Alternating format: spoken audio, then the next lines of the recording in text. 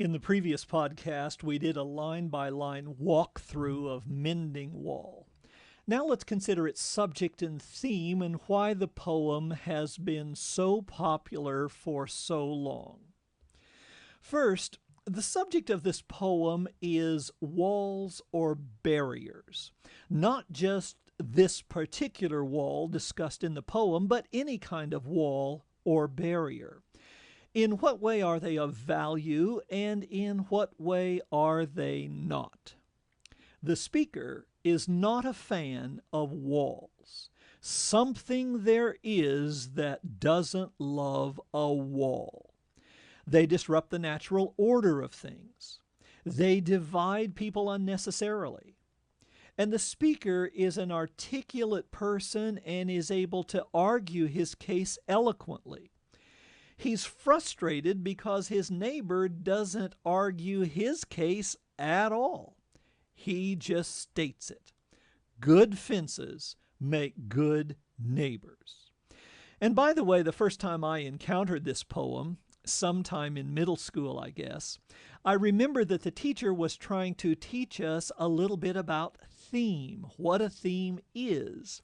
And she underlined that line and said, "Now, class, this is the theme of the poem. Good fences make good neighbors." But of course, when we look into the poem, we see that it's not that simple. Two things frustrate the speaker. First, the neighbor won't argue his point. He just states it without defending it. And second, the neighbor's position isn't even original with him. It's what his father always said. He will not go behind his father's saying, and he likes having thought of it so well, he says it again. Good fences make good neighbors. So we might be tempted to say that the speaker is right and the neighbor is wrong. Certainly the speaker makes a good case for his position and the neighbor doesn't. But it's not quite that simple. The neighbor's position does have some merit. Sometimes good fences do make good neighbors. Fences or walls do at times provide clarity of territory and roles within that territory. We have a huge, ugly hedge behind our house. It is a beast to trim every summer. Even when I'm at the top of a ladder, I can't reach the top of it. I talked to my neighbor about a year or so ago about taking it out. And we get along with these neighbors very well. They think the hedge is ugly too. But they didn't want me to take it out because it clearly marked the property line and it gave them some privacy when they had people over for cookouts. So far, I've left the hedge. But let's think about other kinds of walls or barriers. Think about a classroom. There are normally certain fences erected between teachers and students. Sometimes the teacher is at a desk or podium in the front of the room. Sometimes there's a difference in dress between teacher and students.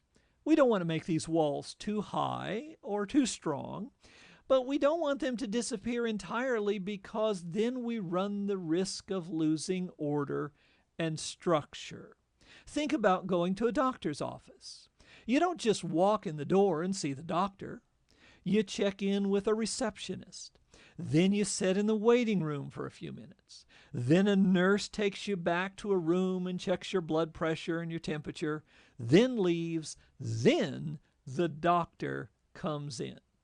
Those are fences, barriers, and they're of some value in maintaining order. It wouldn't be good if you just walked into a room while a doctor was examining somebody else and said, "Hey, I'm here." So even though the neighbor isn't able to defend his position, there is a point behind the father's saying, good fences make good neighbors.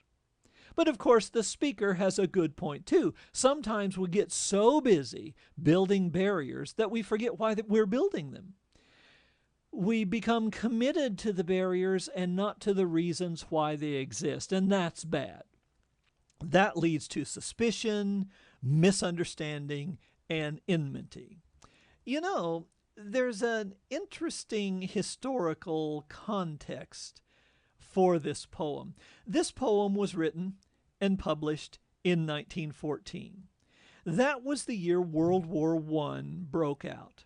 It was a catastrophic war that several countries just sort of blundered into.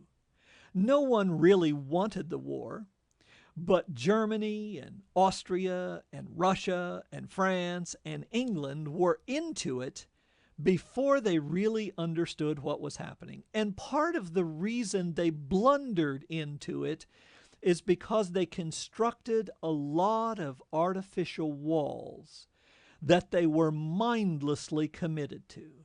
If you cross this line, I'll cross that line, kind of thing. And that was certainly the case of bad fences making bad neighbors. So the subject of this poem is easy enough. The subject is walls or barriers, all kinds of walls, literal and metaphorical. The theme is a little more subtle. It's not the wall that is good or bad. It's that walls at times have value and lead to structure and order, but that mindless commitment to walls without considering their purpose and value can lead to division.